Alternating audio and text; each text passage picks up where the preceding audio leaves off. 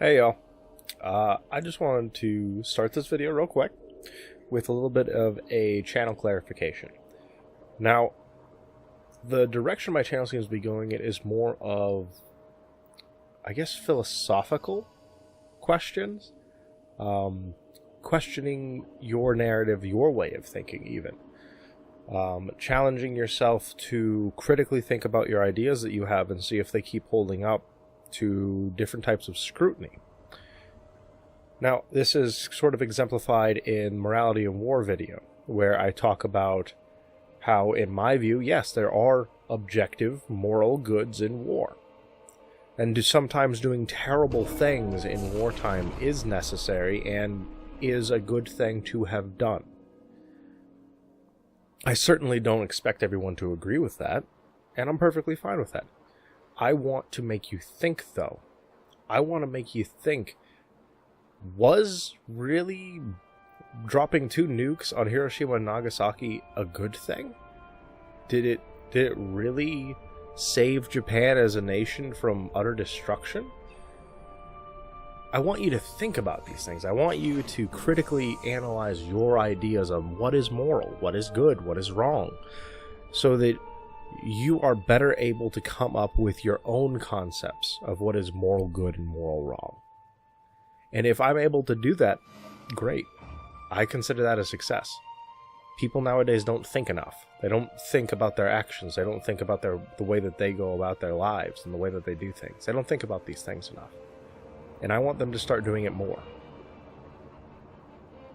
So I think that's a big part of where my channel is heading. A lot less about news and current events and things like that. Although, once I start uploading more often, I definitely think that that's going to be something that's going to start coming up more and more often.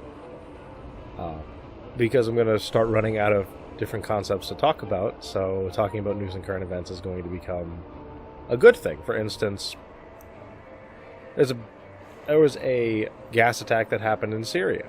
It was very likely to be sarin gas. And then you see pictures of people treating them with water runoff happening, with them touching these people without gloves on, and honestly, the people who came in contact with sarin gas like that, they would die as well. So there's a lot of questions about what's actually going on here. Was this actually a sarin gas attack? Was it some other type of attack? What happened? I don't know.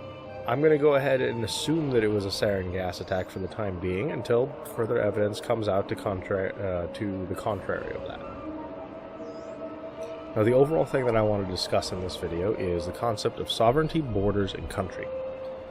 Sovereignty is the ability for a country to govern itself in its entirety without any outside influence.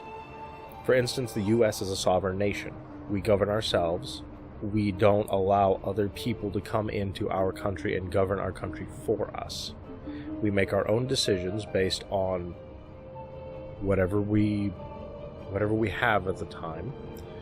That is what a sovereign nation is. If you're a member of the European Union, you are not a sovereign nation. You are a nation governed largely by the European Union Council, which is made up of people that you didn't elect. Who is the current president of the European Union? Please tell me that without looking it up. If you can do that, congratulations. You're doing more than what a lot of other people do. But if you're asking yourself who's the Prime Minister of Britain, you know who the Prime Minister of Britain is, if you're British.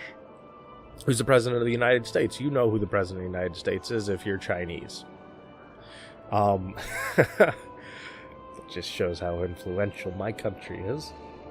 But the idea of sovereignty is a very important thing for a country, I find.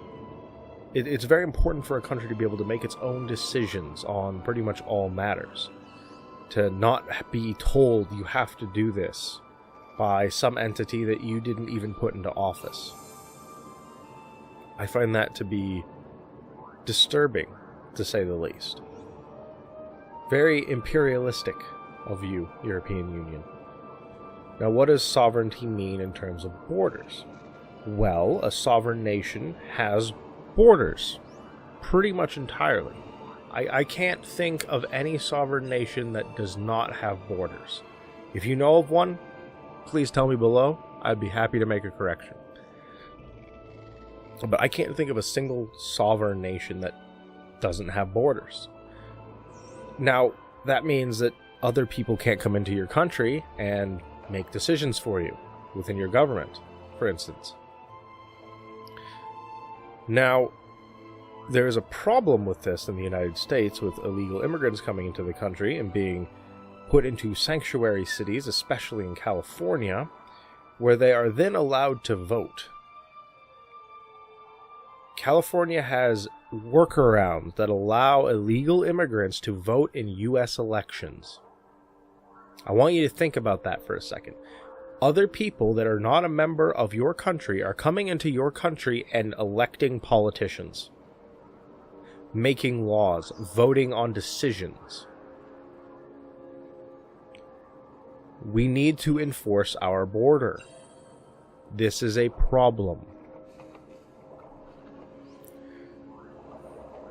Now, I'm not someone who's going to sit here and say that all Mexicans are terrible. I don't think that at all. I think the majority of Mexicans are very nice people and very good people. I think they need to fix their own country, though. Razorfist did a very good video on this. I'll leave a link to it in the description below. I'd really recommend you take a look at it.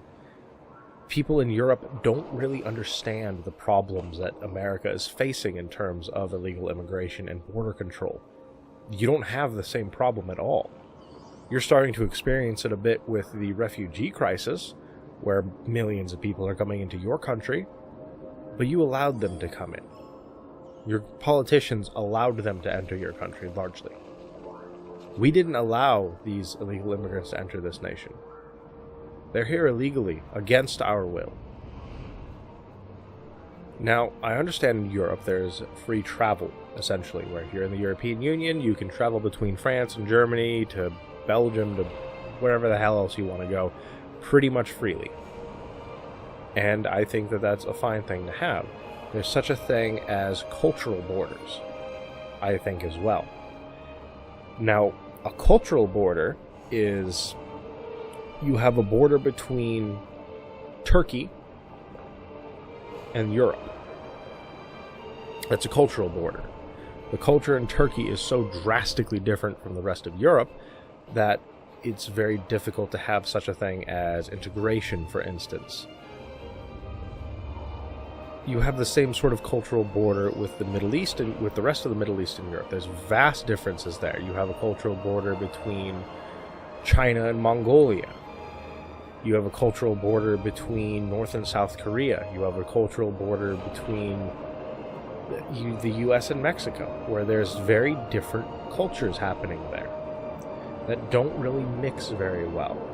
Now, within Europe, French and German culture are so very similar in terms of the values with which they hold that having free travel between the two makes sense. There's not going to be a massive clash going on here that you're going to have with Turkey and the rest of Europe. So having a free travel sort of thing set up, it makes a lot of sense. The same with going from Britain to France. Very similar cultures, very similar values. Having a free travel between the two makes a lot of sense. Now, that doesn't mean that Britain shouldn't be allowed to enforce its border against France, which absolutely should, just as France should have the ability to enforce its border against Britain. As a sovereign nation, you should have that ability. If you as a nation decide that we can have free travel between these two places, there's, similar crime rates, similar demographics, similar cultures, it's perfectly fine to have these sorts of things. If it starts to get out of control, you can then say, nope, we want to cut this off now. We as a sovereign nation have decided you are no longer welcome here as a free travel sort of thing. I think that's very, very important. That's a very important concept to understand. Cultural borders versus just sovereign nation borders and things like this. I think that that's something that's missing quite a lot from the conversations. So this is a much shorter video about my views of borders, cultural borders, different things like this, sovereignty. And I made it in response to a large number of people that seem to think that the U.S. should just have open borders. I think that's pure ignorance. We should absolutely not have open borders. There isn't a nation near us that holds our values, save for Canada. And Canada doesn't want to have open borders. If you illegally enter into Canada, they send you back. They don't keep you, they send you back. Well, like I just said, this is a much shorter video. I want to thank you guys for watching. If you like the content, please give a like, give a share, and go ahead and subscribe. I'm going to be trying to push out content once a week, Thursdays at approximately 2 p.m. Once I hit 100 subs, I think I'm going to start trying to push out twice a week. Try to get out 2 different videos, maybe one about news, one about philosophical concepts. But yeah, thank you guys for watching. I hope you have a great day, and I'll see you guys next time.